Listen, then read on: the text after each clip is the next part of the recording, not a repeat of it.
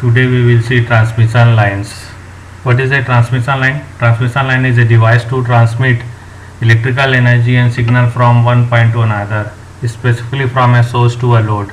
And a transmission line is used at low frequencies.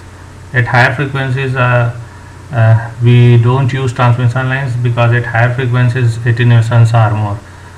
We will explain it later why attenuations are more at higher frequencies. So transmission lines are used to transmit electrical energy or signal from one point to another at lower frequencies. Transmission lines are used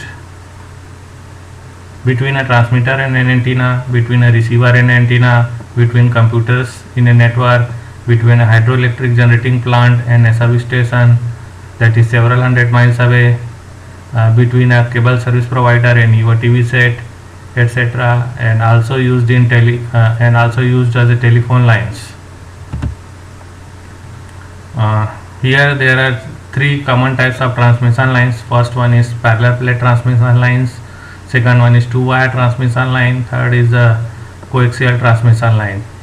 Parallel plate transmission line, here two plates are used. Here it is one plate, this is another second plate. In between these two plates dielectrics are inserted. In a two-wire transmission line, two wires are separated by certain distance d.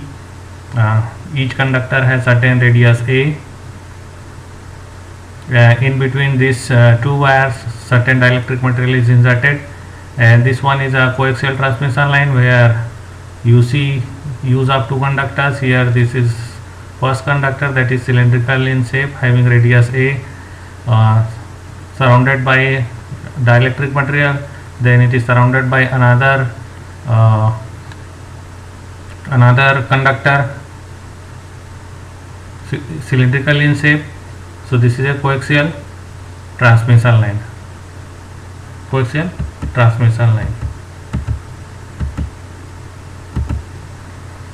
Now we see the basic principles. This transmission line supports transverse electromagnetic waves.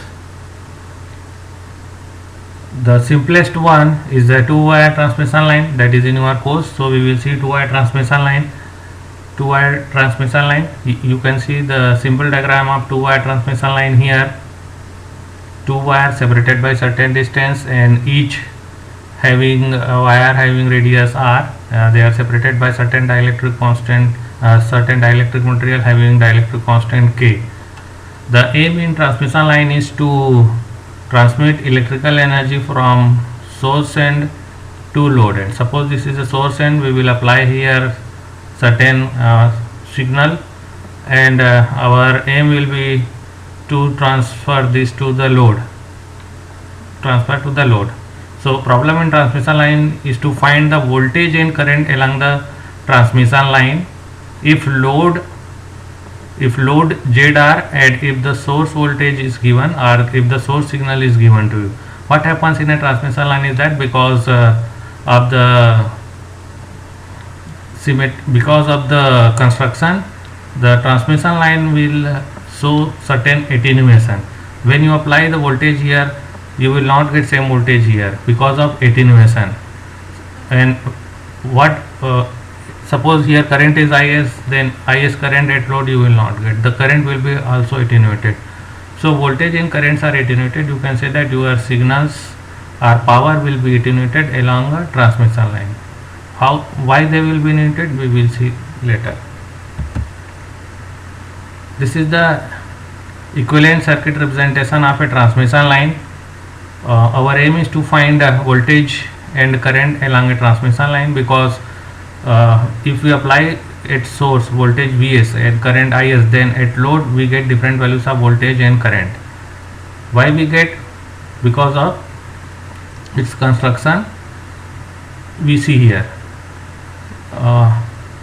You see that in transmission line 4 components will arise: resistance, inductance, shunt conductance and capacitance. Why resistance will arise? Because each conductor has certain length and diameter. Because of this it will show certain resistance and also it will show certain value of inductance. So because both the wires are made of conductors, so it will show resistance as well as inductance. And you see that two conductors are placed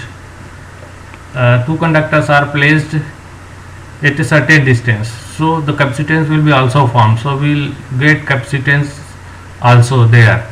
And in between two conductors dielectric material is also placed, but this dielectric material cannot be perfect, or insulation cannot be perfect, so information is also leaked. So this leakage of information is represented by G. So G is the shunt conductance. So you see that in when we model transmission line, we place resistance and inductance in series, and capacitance and shunt conductance in parallel.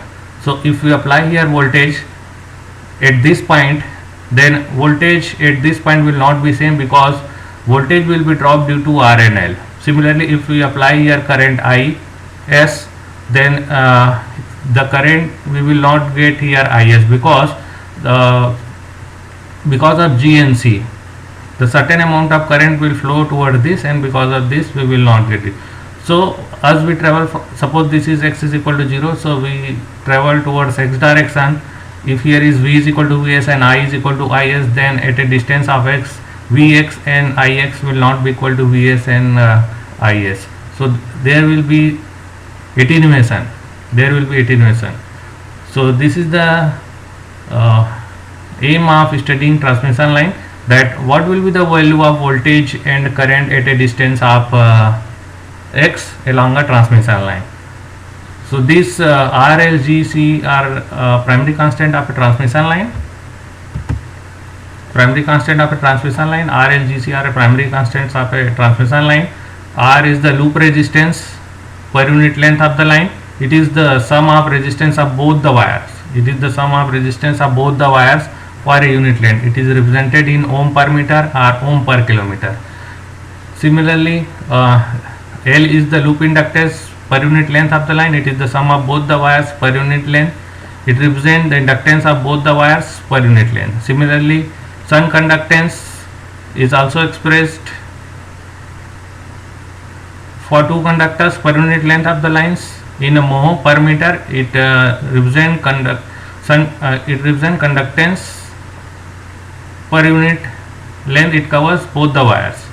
Shunt capacitance between two conductors per unit length. It is the capacitance between two wires per unit length. It is expressed in farad per kilometer or farad per meter.